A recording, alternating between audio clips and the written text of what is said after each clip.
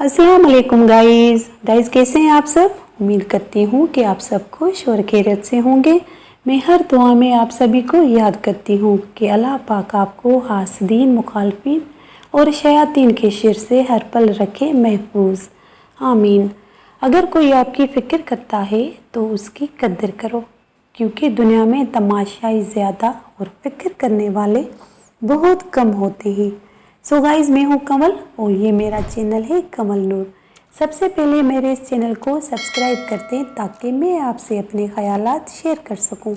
So guys, आज हम एक कहानी सुनते हैं। आज की हमारी कहानी है नस्लों पर। बादशाह के पास एक आदमी आया जिसको नौकरी की तलाश थी। बादशाह ने पूछा, क्या करते हो? उसने कहा, सियासतदान हूँ। सियासतदान अरब मुल्क में उसे कहते हैं जो बातों के ज़रिए मसलों का हल बताए।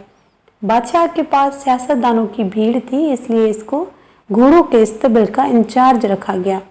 और कुछ दिन के बाद बादशाह ने अपनी कीमती और प्यारे घोड़े के बारे में इससे पूछा। इसने कहा, घोड़ा नस्ली नहीं है।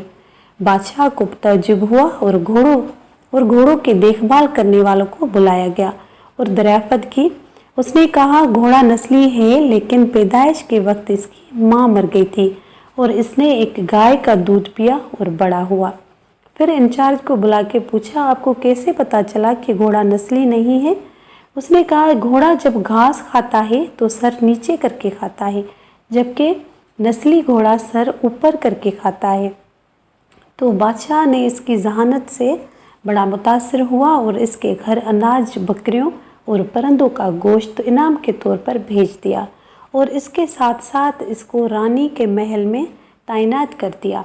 कुछ दिनों के बाद बादशाह ने रानी के मुताबिक इसे राय ली। उसने कहा कि उसके तौर तरीके तो रानी वाले हैं, मगर शहजादी नहीं है।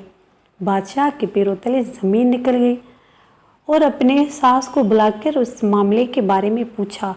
सास ने बताया कि आपके वालिद ने मेरे शोहर से हमारी बेटी के पैदाइश के वक्त उसका रिश्ता मांगा था, फिर 6 महीने के बाद वो फौत हो गई। चुनाचे बादशाह से करीबी ताल्लुकात कायम रखने के लिए किसी और की बेटी को अपनी बेटी बना लिया। बादशाह ने इंचार्ज से दरियाफ्त किया कि आपको कैसे पता चला? तो उसने कहा कि रानी का नौकरों के साथ सलूक जाहिलों से भी बदतर है।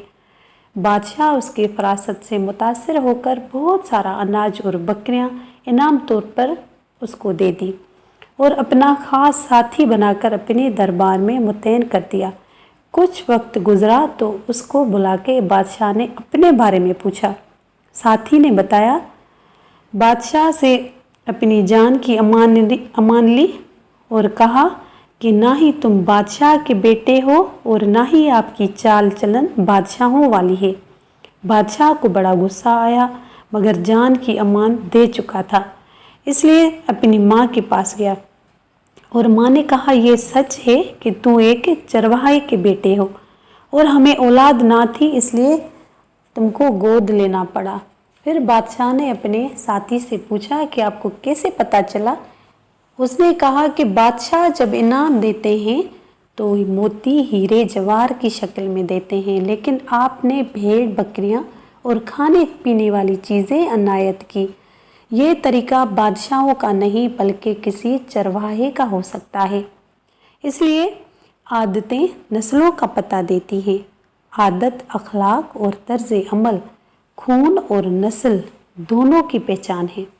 सो गाइस, उम्मीद करती हूँ कि आपको ये मेरी कहानी पसंद आई होगी और जल्दी से मेरे इस चैनल को सब्सक्राइब कर दें ताकि मैं आपसे अपने ख़यालात शेयर कर सकूँ। सो मुझे दीजिए इजाज़त। अल्लाह हाफिज़।